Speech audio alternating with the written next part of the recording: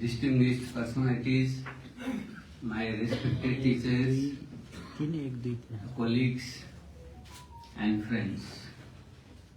I am really emotionally overwhelmed by the affection you have showered on us and me personally. When I come to Delhi and meeting you all, I feel energized and return with a more sense of responsibility to do something for my countrymen and as well as the whole humanity, including my friends in India. I don't have much to say today. I'm not in a mood to talk about drab politics and glamorize or romanticize a revolution. I just want to indulge in some reflection, like Mr. Tyagi and my friend Sudhinder ji and Mr. Jayant Prasad have already hinted. Something is really not going in the correct direction. In whole of South Asia and Nepal being a part of it, it can't be an exception. So whole world in the third decade of the 21st century seems to be heading towards a new form of turmoil. As we study in history, in the beginning of the 20th century, something near around the First World War, there are all-round crises.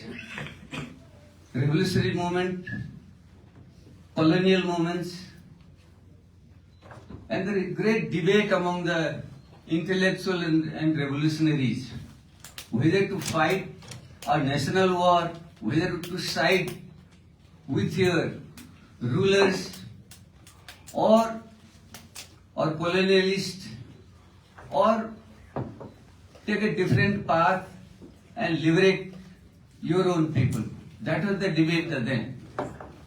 You know better than me what happened later on, why the First and Second World War happened and why a new world order was created after the Second World War.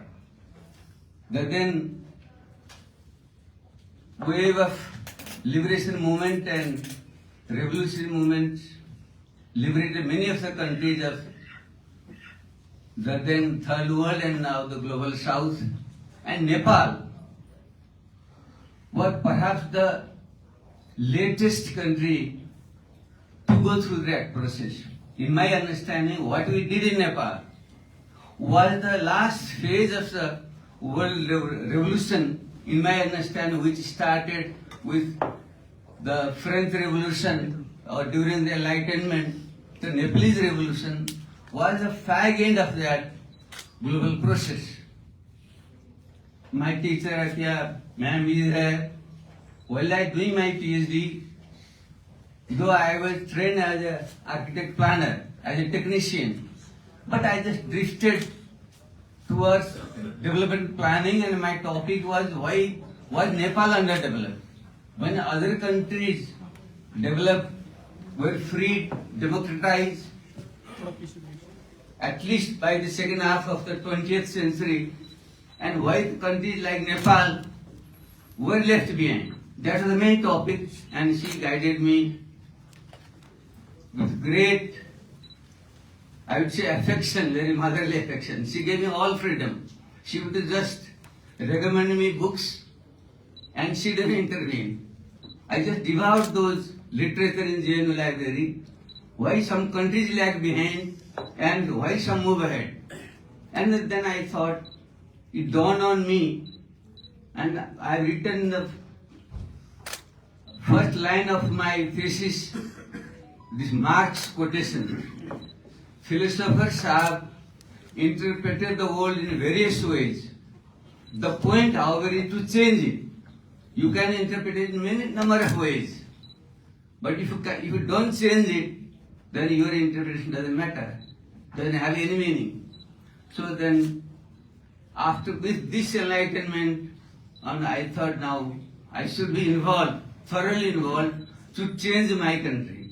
If I don't democratize, if I don't overthrow the absolute monarchy, if we don't overthrow the feudal institution, and all sort of discrimination against women, and the so-called Dalits, and the marginalized communities and nationalities, the democracy cannot be really complete. And without democracy, without democratic institution, without inclusive institution, you can't have development. With that, we plunged into that revolution. Though by nature, Madam Athiya, Professor Muni, and others know me closely. By nature, I am not a person who would raise arms and fight. I am a very quiet, peaceful person by nature. But rationally, I came to know if you have to change the world, then you should adopt the means of tit for tat. You should try for peace. You should move peacefully. But if your opponent, if the rulers put down your movement with arms, then you have to resist. So throughout the armed struggle which we term People's War, you can see the literature. I was one of the major propounder of that idea to the masses of the people, though we had a good team of leaders who led the underground movement. I was the one who addressed mostly to the public. And that time I used to say, we should apply peaceful means as far as possible. On our own, we shouldn't fire the guns. But if you are attacked by your opponent or by your, we used to call enemy, then word I don't use these days, then you have to return it. So that is how we had led that movement. Though unfortunately, people's life were lost, but ultimately we prevailed upon the state, we overthrew the monarchy. The first time in the history of Nepal, people's elected representative made their own constitution through the Constitutional Assembly, and I had the opportunity to lead that process. I was the chairman of the Constitution Committee. So I would like to take more pride on being the chairman of the Constitution Committee than the Prime Minister of the country. And I am heavily influenced by Baba Saheb Ambedkar. In my understanding, he also followed the line of enlightenment. I was impressed with European enlightenment. Liberty, equality, and fraternity. These words are penned in Indian Constitution. So in Nepal Constitution, they're not the same word, but if you see the essence, we have made that a starting point, and we had gone beyond that. As Mr. K.C. Tyagi, I know Mr. Doria, somebody rightly pointed out, our Constitution, in words, I would say in words, is very inclusive. If we go through the fundamental rights of the people, I think this is one of the most progressive democratic constitution in the world.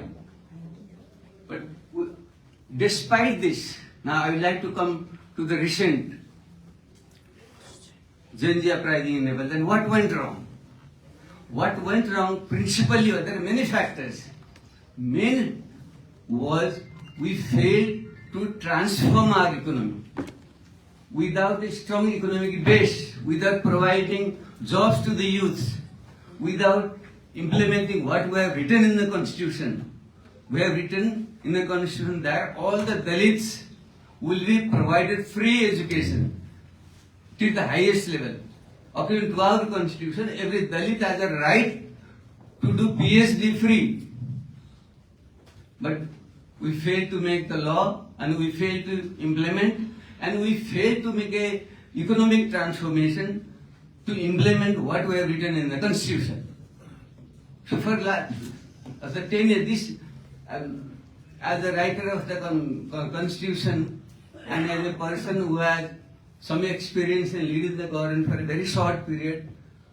Coincidentally, when I became Prime Minister, Mr. Jayant Prasad, I thought he was just 1 week ahead, he has reached Kathmandu. He said just 1 day before he has reached Kathmandu. So whole term we were together actually. I have talked many things with him, which I can't disclose as a former Prime Minister.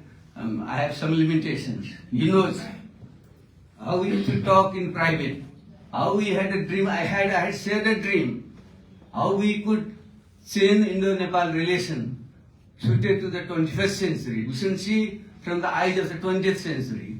Things have changed. So I have said with this. I have asked him to convey to the authorities here, very informally. You can contact if I am wrong.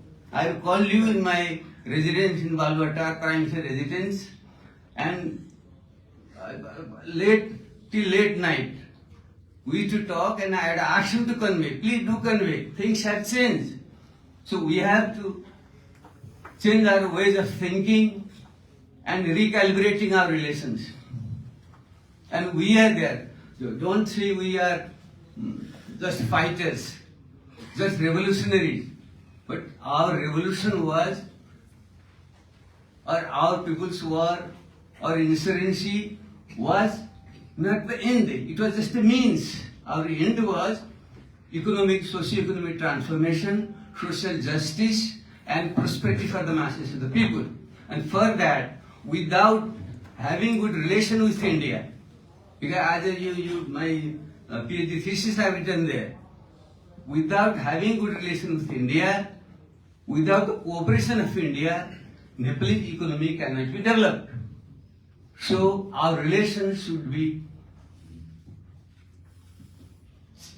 improved upon, totally recalibrated to the requirement of the 21st century. But unfortunately that didn't happen.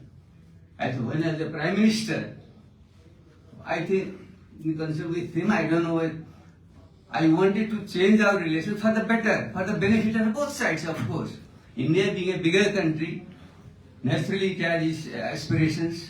Big and small countries have also some friction also it happens. But our relations, since politically, economically, socially, culturally, have been so closely interlinked, we just wanted to update to the requirement of the 21st century. For that, it was my proposal. Let us have experts of both countries who enjoy the confidence of the executive chiefs of the both the countries. They will suggest and then we will implement it, and that with consultation with the expert that was named as Eminent Personnel Group, EPG. That was my concept. When I had my first official visit to India, it has already been conveyed, and it is with Dr. Manmohan Singh, when I had a meeting, we very readily agreed upon it. And we agreed. It was written in the joint communique. Later on it was constituted also. I think Mr. Jayant Prasad was there. But then I don't know what really happened. Rulers of both sides, very short-sighted people, I would say, they just squabbled, and these experts worked so hard to make the report, and this is just lying idle. For what purpose? If that is not to the liking of the rulers of both sides, constitute another commission or constitute another body. But please, improve our relations, both bilateral relations, to the benefit of the people of both the countries. But it didn't happen. Apart, this is the, in terms of Nepal-India relation, I am talking, please forgive me if I breached some protocols or some things. I don't have that intention. But internally also, we failed to deliver. We must accept. I am ready to take my part of the blame. But what happened was, in the last 10 years after promulgation of the constitution, that constitution was not implemented, and the leaders, revolution leaders, starting with the Nepali Congress, then the Unified Communist Party of Nepal, they were also revolutionary ones, and then the Maoist Party, leaders of the Maoist Party itself, because after the promulgation of the constitution, I must remind you, I had left up that party, not with any resentment. My logic was, it has completed its historical job. After overthrowing the monarchy, writing the new constitution, democratic revolution at the political level is over. Now we have to go in a different way. The new revolution will be a peaceful revolution for socio-economic transformation. For that we need a new type of political ideology and a new type of a party. With this conviction, I left that party. We tried to organize a new force movement, or now we call it Progressive Democratic Movement.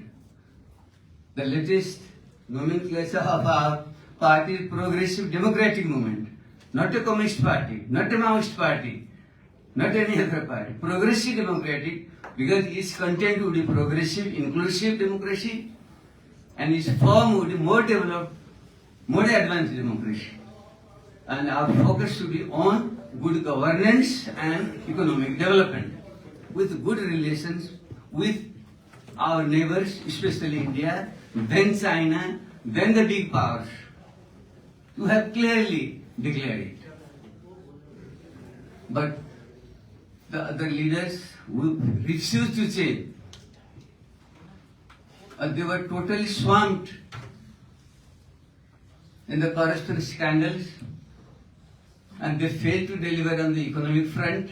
Jobs were not created for the youth, and millions of youth were forced to migrate for jobs. And subjectively, in the meantime, the very fast IT sector revolution, with the access to internet, almost to the 60% of our people, and 100%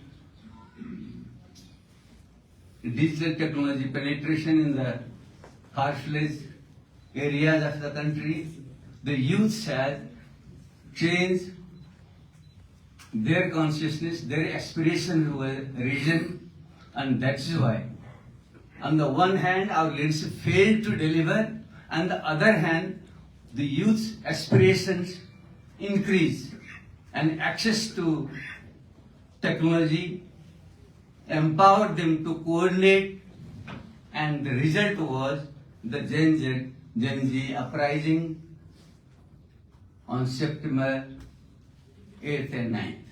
This is the fact. But what happened, and of course, when such things happens, then internal and external forces tend to intervene. It happens everywhere. You know better. You are all our diplomats. Sorry.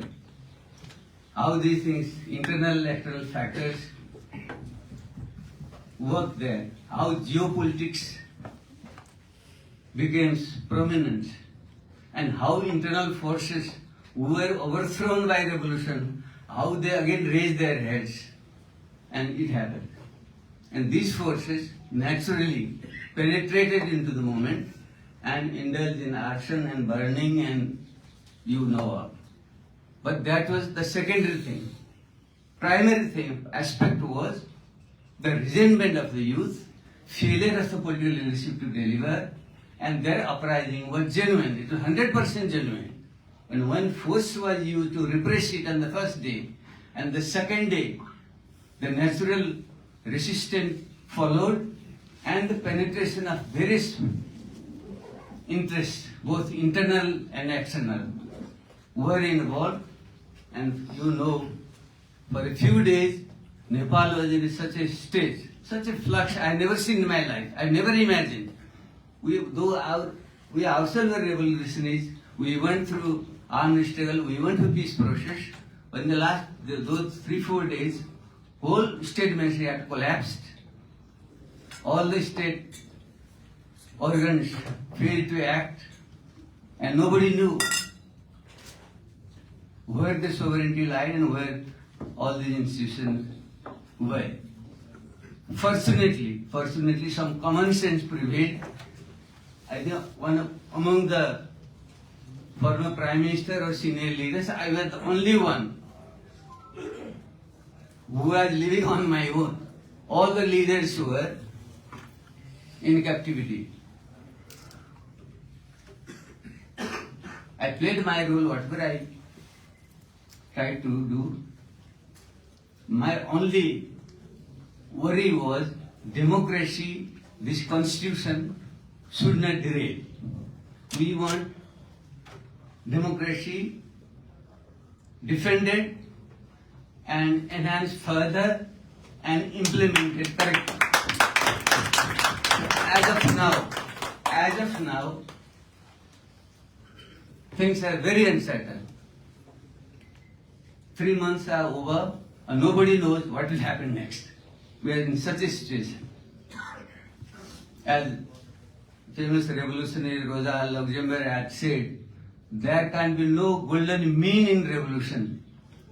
It would either move forward, reach to the final conclusion, or it will slide back.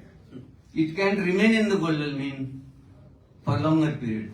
So right now it is somewhere in the golden mean. I don't think it can remain there forever. So our attempt should be to push it forward. And I would appeal my friends in India who you also have participated in such a tremendous changes in India. All of you are very revolutionary or democratic experiences you have had. The democracy shouldn't derail. Without democracy, without people's ownership, without people's participation, you can't have development. So there is no alternative to democracy. So in Nepal, though you are in a very precarious state right now, nobody can say anything, what will happen tomorrow. But still, people like us are trying, and slowly the new youths who were in the beginning naturally leaderless, it was not an organized movement, it was a spontaneous uprising, but they are also getting trained in politics, and the second and third rung leaders of old parties, they have also started asserting, and my guess, my hope is soon things will settle down. We'll have election on time. It has been declared for first week of March. This interim government headed by the former Chief Justice Sushila Kargi, the first women Prime Minister of Nepal and first Chief Justice of Nepal, Women Chief Justice of Nepal is heading the government, and the interim government is mostly led by the independent people. None of the party people are involved. I think we should extend support to them, help them to hold election on time, and when election happened, my pious wish is the old forces should be displaced by the new progressive democratic forces. If that happens, then Nepal will have democratic stability, then we can move ahead for socio-economic transformation, and such uprising can be addressed correctly, and we'll have a stable peace, and that stable peace, prosperity will be good for our neighbors like India. A stable Nepal, only stable Nepal is a guarantee for the genuine security interest of India. When I talk about our Indo-Nepal relations, I always ask, we all say we have very good relation, roti biti ke rishte hain, we all call it. But we have tremendous trust deficit. For no reason, I don't see any reason. I think you for my ambassadors and diplomats, You should know better. There is no reason why should there be trust deficit or such strained relation between Nepal. Sorry. Poor politician and this habit of moving their head. It reminds us of old days. You are a very passionate person. Even in electoral politics, you have to around the masses. Sorry, anyway. So, there is no reason why our relations should be strained. For millennia we have worked together. We have after the creation of the modern state of Nepal, which are defined by the Sigovli Treaty signed in 1816, since then we have had no war between Nepal and India. But in fact, there was one war with China, with Tibet, because they had some privilege in Tibet. When the Chinese government withdrew it, then Nepalese tried to intervene and they were defeated. One war was with China, but after the creation of the state of Nepal, there has not been a single armed incident between Nepal and India. This is a fact. And still, we have our relations. We say the good relation, roti-beti relation, but very serious trust deficit is there. And at a drop of a hat, we start blaming each other. In Nepal, the populist nationalist leaders raised the slogan of anti-India, and in Nepal, in India also maybe equally, the so-called interference of big powers in Nepal against India. I think both are untrue. Nepalese people have very strong relation with the people of India because of all our pilgrimage sites. Most of the people are Hindus in Nepal, and all the major pilgrimage sites are India. And every Nepali Hindu has a dream to visit this site at least in his or her lifetime. I had for myself gone to Badrinath, Kedarnath, Rameswaram, Dwarakanath and other places for pilgrimage. So this is the reality. And against this reality, this bogey of Nepal going against India, if somebody raises, that is not true. That is not true. And in Nepal also, there are some people will always be there. In every country, the fringe people will always be there. We will raise pseudo-nationalistic slogans for their own narrow gains. It happens everywhere. It is happening in US, country like USA.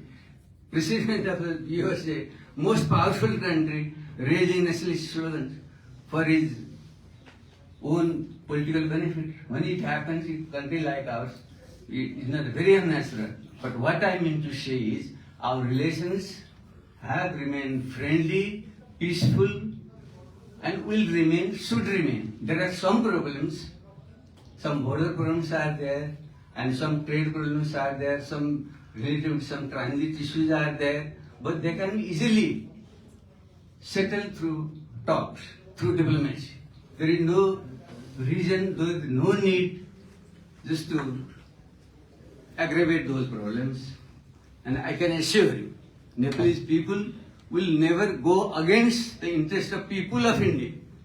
I can't say about the rulers. I can't take the guarantee of the rulers. It's up to them to decide. But people-to-people relations are very deep and they will remain. And people like us, who know, who have spent a lot of their life period in India and have relations with people like you, with your such affections, such be assured our relations will remain friendly. Nepalese people will never go against the genuine interest of Indian people, and I believe Indian people in general support the aspiration of the Nepalese people, and we can work together, we should work together, and whatever has happened in the recent days, they are very unpleasant, but that was because of our own misdoing. So we are trying to correct ourselves in Nepal, and soon election will happen. We will need your goodwill and support, and after that we'll have a democratic stability, and democratic stability will be a guarantee of security and other interests of India and Nepal. So democratically, let's move together. I see a great future for our country. With these words, I'd like to conclude here. I'd like to listen your comments. Thank you.